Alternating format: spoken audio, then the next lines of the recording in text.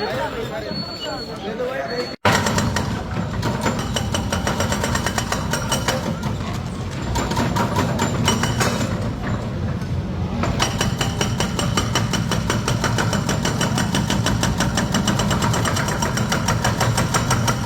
আছে এগুলো অপসারণ করা হবে। এটা আসলে ডিআইটি গ্যান্ডারিয়া প্রজেক্টের রাজুকের নিজস্ব পুকুর এই প্রজেক্টের। এটা আসলে জনস্বার্থে